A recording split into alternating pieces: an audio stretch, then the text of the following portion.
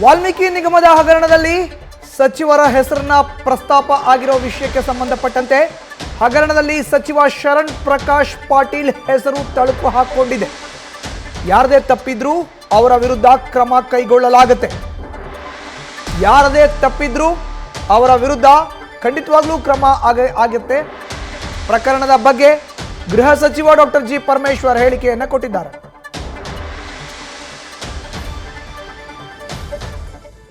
ತನಿಖೆ ನಡೀತಾ ಇರುವಾಗ ಅನೇಕ ವಿಚಾರಗಳು ಬರ್ತವೆ, ಕ್ರಾಸ್ ರೆಫರೆನ್ಸಸ್ಗಳು ಬರ್ತವೆ. ತನಿಖೆ ಮಾಡುವಾಗ ಅವರು ಯಾರನ್ನು ಅಪರಾಧಿ ಸ್ಥಾನದಲ್ಲಿ ಇರ್ತಾರೆ ಅವರು ಹೇಳಿಕೆಗಳು ಕೊಡ್ತಾರೆ.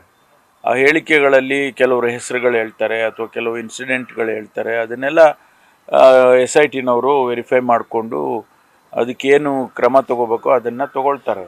ನಾವು ಅದ್ರ ಬಗ್ಗೆ ವ್ಯಾಖ್ಯಾನ ಮಾಡೋದಾಗಲಿ ಅಥವಾ ಅದ್ರ ಬಗ್ಗೆ ಇನ್ಫರೆನ್ಸ್ಗಳು ಮಾಡೋದಾಗಲಿ ಆಗೋದಿಲ್ಲ.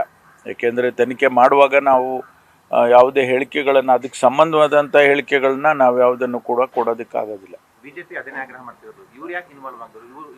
ಇಲ್ಲ, ತನಿಖೆ BJP ಅವರು ಹೇಳಿ ಮತ್ತು ಬೇರೆ ಬೇರೆ ಯಾರಾದರೂ ಕೂಡ ಸಾರ್ವಜನಿಕರು ಕೂಡ ಹೇಳಿ ಅದನ್ನು ವೆರಿಫೈ ಮಾಡ್ತಕ್ಕಂಥದ್ದು SITಗೆ ಸಂಬಂಧಪಟ್ಟಿದ್ದು. ಅವರು ಹೇಳಿಕೆ ಕೊಟ್ಟ ತಕ್ಷಣ ಅದನ್ನು ವೆರಿಫೈ ಮಾಡಬೇಕಲ್ವಾ, ಇನ್ವೆಸ್ಟಿಗೇಷನ್ನಲ್ಲಿ ವೆರಿಫೈ ಮಾಡಬೇಕು. ಅದನ್ನು ಮಾಡ್ತಾರೆ. ಅವರು ಹೇಳಿದರು ನೀವು ಅದು CCTV ವಶಪಡಿಸ್ಕೊಳ್ಳಿ, ಅದರಲ್ಲಿ ಏನಾಗಿದೆ ನೀವು ವಿಚಾರ ಮಾಡಬೇಕು, ಅದನ್ನೆಲ್ಲ ಮಾಡ್ಕೊಳ್ತಾರೆ. ಅದರ ಅಗತ್ಯ ಇತ್ತು ಅಂದರೆ SITನವ್ರು ಮಾಡೇ ಮಾಡ್ತಾರೆ.